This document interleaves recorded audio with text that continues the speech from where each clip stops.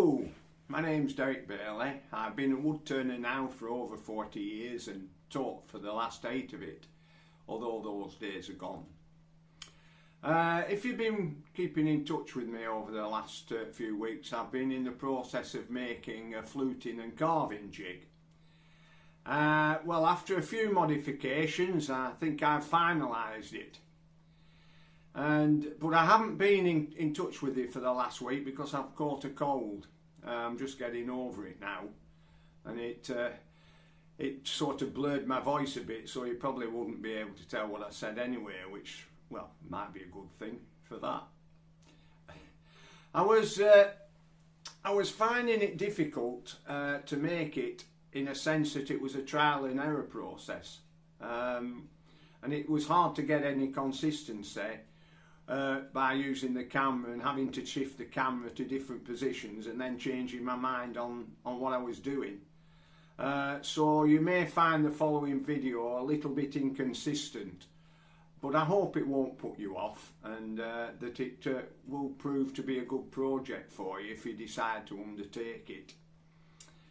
I want to do a video showing the actual cutting action of the jig, but I have to make some objects like goblets, platters, boxes and that sort of thing to make the embellishments using the jig. So what I think I'll do, I'll make some videos actually showing the manufacture of the various things like boxes and platters, and then introduce the jig in creating embellishments, probably using plain timber, and see what sort of outcome I can achieve. Anyway, enough waffling, let's get on.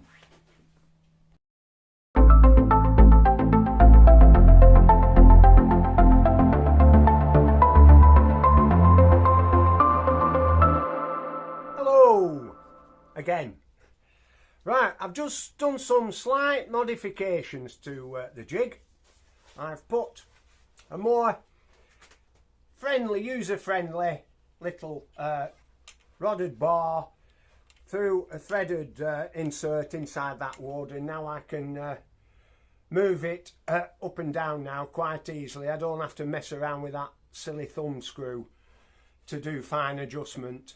And then I've incorporated a little lock here against the upright so I can fix it in position, and maybe I can use it to cut vertically as well, but I'll try that at a later stage.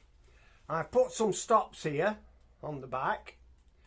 I've put a marker in. I made a little adapter at the back to accept the marker, and so therefore, without wasting wood, I can use this like a cutter and outline the shape of which the cutter will produce before I actually cut into the wood. So I can record patterns and record the settings that I've made with the stops, etc., and the heights. Record that setting so that I can reproduce. So those are the slight modifications that I've made to it. Using the felt tip. It's a special felt tip marker. It has a long stem on it and a very fine tip. You can get them from Amazon, and that's ideal for producing shapes without wasting wood, and experimenting with different combinations to see what shapes you get on the sheet. I've made a little square, plywood square, to stick the sheets, the paper sheets to, so that I can produce them.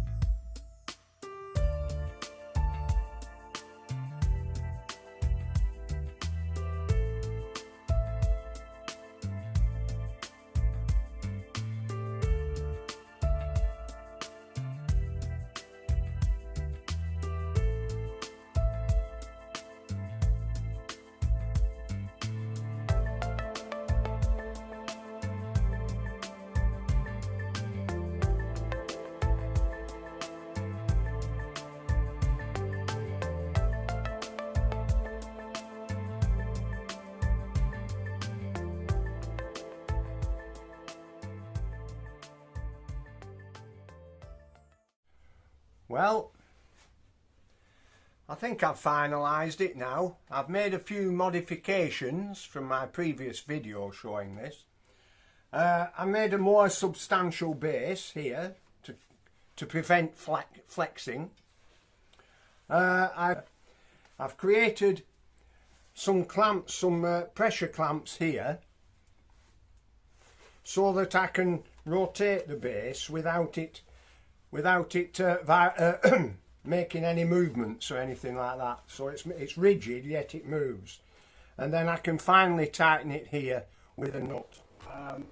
I can adjust the depth of cut and move it round here like this,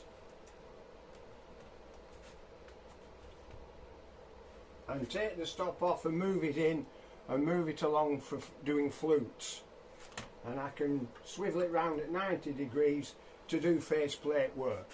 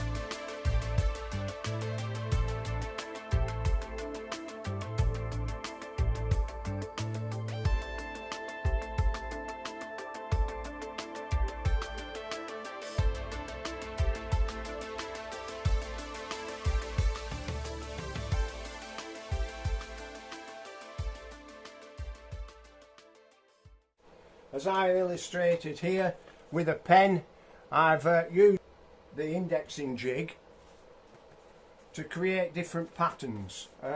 It's virtually endless. They basically consist of the indexing amounts. You can increase or decrease the amounts depending on your discs, on how you've divided your discs up. So we can create different patterns. That's a familiar pattern. Then you've got movement again, where you can get intricate cuttings where they overlap one another, which might be interesting in wood to see how it turns out. A little bit harsh, but as I say, the closer you get, then you get a different movement of the cutter, i.e. the pen. So it gives these little notches here.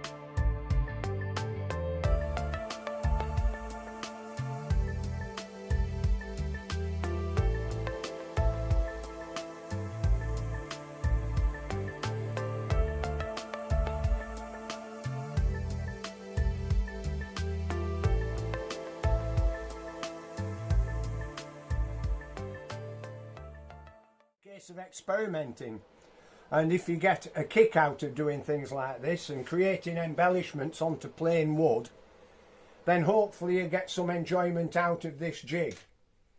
I won't be doing any more on this jig now, but my next video I'm going to do some balls and some spindles and see what sort of embellishments I can create on the wood itself in my next video.